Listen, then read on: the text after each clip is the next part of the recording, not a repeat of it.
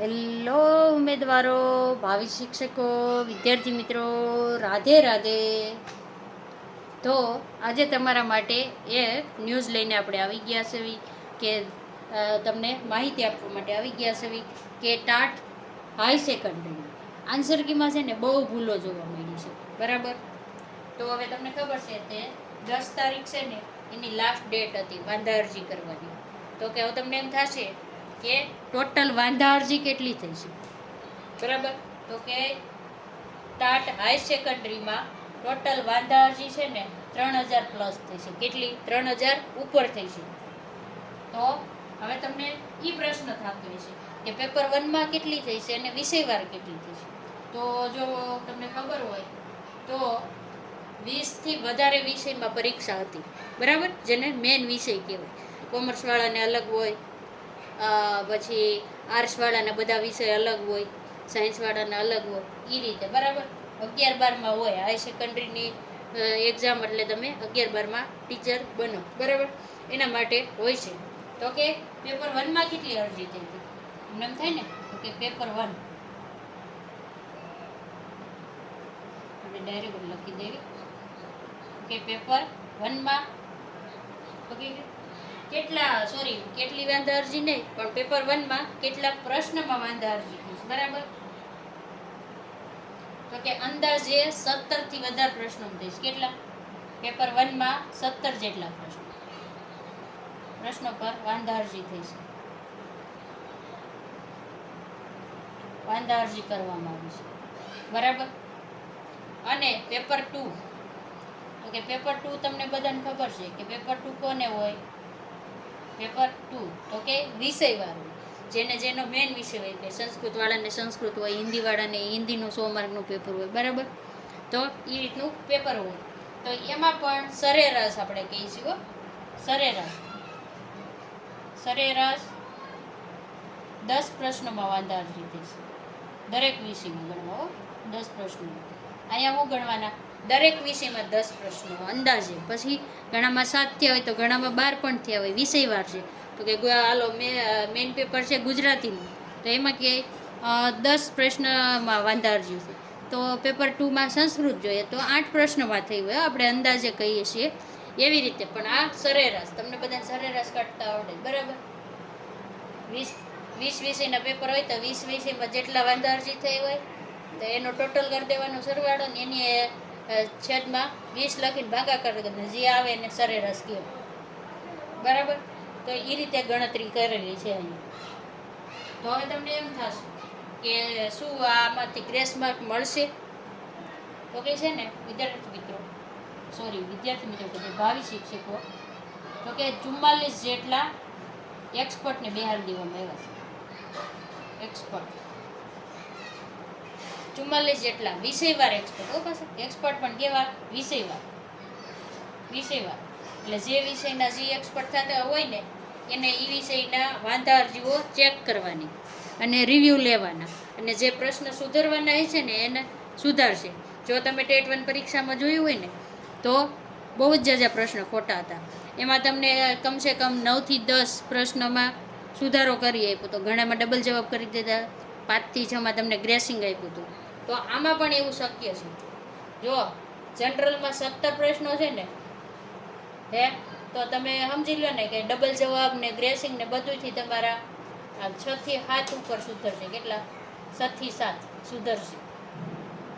શું કામે આમ કહું છું કે તમે પ્રૂફ સારામાં સારા આપ્યા છે, જે ગવર્મેન્ટ બુકના હશે. જોઈએ આપ્યા છે ને તો એને સુધારવા જ પડશે. બાકી તમે ટેટ 1ની અત્યારે હાલત જોઈ રહ્યા છો. હાઈકોર્ટમાં કેસ કર્યો છે પણ તારીખ ઉપર તારીખ આવે, એનો કોઈ નિર્ણય ના આપે.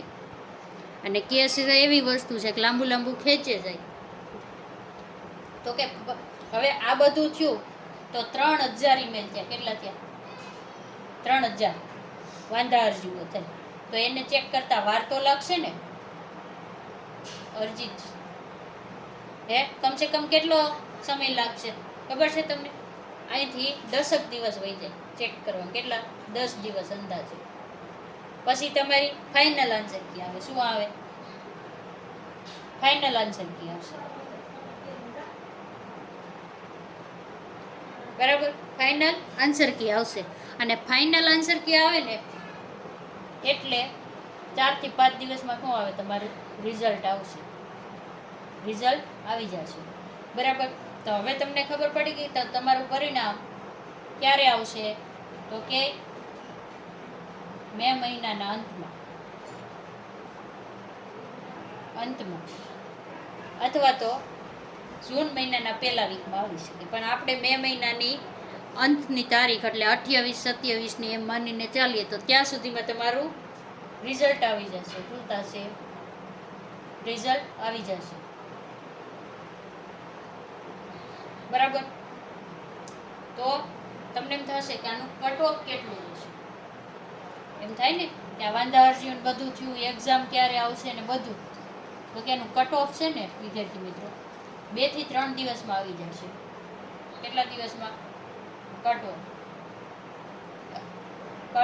ઓફ તો કે 2 થી 3 દિવસમાં જાહેર કરી દેવામાં આવશે.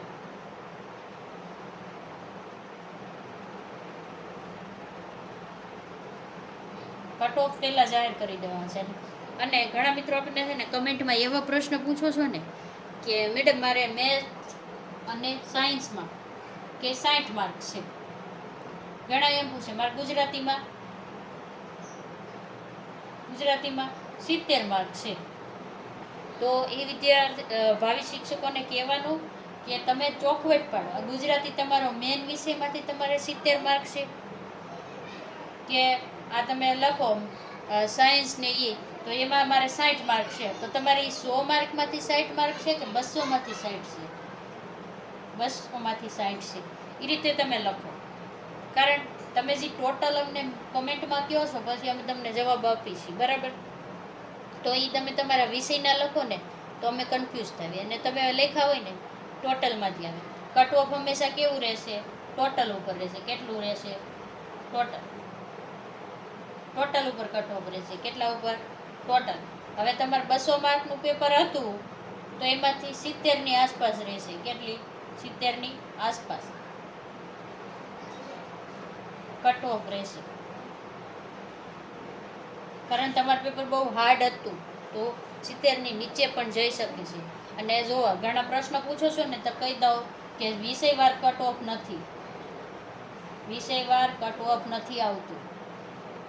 કટ ઓફ નથી. કટ ઓફ કેવું આવશે તો કે જનરલ માર્ક આવશે, જનરલ કટ ઓફ આવશે. કટ ઓફ બરાબર. જનરલ એટલે તમારે તમારા પેપર 1 અને 2 બંનેના કેટલા માર્ક હોય? ટોટલ 200 હોય. 200માંથી તમારે 70 થતા હોય તો તમારે મેન્સની તૈયારી ચાલુ કરી દેવાની. જો તમારે અહીંયા 65 થતા હોય ને 65 કે 65+ તો પણ તમારે મેન્સ લખવાની છે. એવું સમજીને અત્યારથી તૈયારી ચાલુ કરી દેજો. કારણ ગયા વખતનું તમે જુઓ ને તો એક્ઝામ લેવાની, અંદાજે એક્ઝામ લેવાની ને પછી 40 થી 45 દિવસની અંદર તમારી મેન્સ હતી. શું હતું? મેન્સ એક્ઝામ હતી. પછી રિઝલ્ટ ભલે મોડું આવે પણ મેન્સ તો તમારી ટાઈમ ટુ ટાઈમ આવી જાય. એટલે તમે અત્યારે 40 થી 50 દિવસનો ટાઈમ છે તો પરીક્ષા ગઈ ને એની તમારે 1 મહિનો પૂર્ણ થવા આવ્યો. બરાબર. તમારી પરીક્ષા ગઈ ને 1 મહિનો ઉપર થયો. તો હવે તમે એમ કહો કે કેદી આવશે, કેદી આવશે, તો હવે ટૂંક જ સમયમાં તમારું રિઝલ્ટ પણ આવી જશે અને કટ ઓફ પણ 2 થી 3 દિવસમાં ન્યૂઝ મળી રહ્યા છો. ઓફિશિયલી ન્યૂઝ આપણને શું મળે છે કે 2 થી 3 દિવસમાં તમારું હાઈ સેકન્ડરીનું કટ ઓફ આવશે. બરાબર. અને સેકન્ડરીમાં તો કે તમને ખબર છે 2 જગ્યાએ કોપી કેસ જેવું થઈ ગયું છે. એક બેન મોબાઈલ લઈને ગયા હતા અમદાવાદમાં, તમે જોયેલા હશે વિડીયોમાં, અને એક બેન પેપર સંતાડીને ગયા હતા. એ 2 મુદ્દા અત્યારે ચાલી રહ્યા છે સેકન્ડરીવાળાને. એટલે એના કારણે અત્યારે તો એની તપાસ ચાલી જ રહી છે, પણ આગળ શું નિર્ણય લે એ પછી રાજ્ય પરીક્ષા બોર્ડ ઉપર હોય છે. તો કે આ આપણે કટ ઓફની બધી આપી દીધી. હવે જો કોઈને ડાઉટ હોય ને તો આ વિડીયોને અંત સુધી જોઈ લેજો, અને જે પણ આપણને કટ ઓફનું પૂછે ને એ લોકોએ 200માંથી મારે કેટલા છે ને એ લખવાના, વિષયવાર નહીં લખવાના. તો હવે તમને સમજાઈ ગયું છે. જો વિડીયો સારો લાગ્યો હોય તો કમેન્ટ કરી દેજો, લાઈક કરી દેજો, ચેનલને સબસ્ક્રાઈબ કરી દેજો. આવી જ અપડેટ તમને આપતા રહીશું. રાધે રાધે.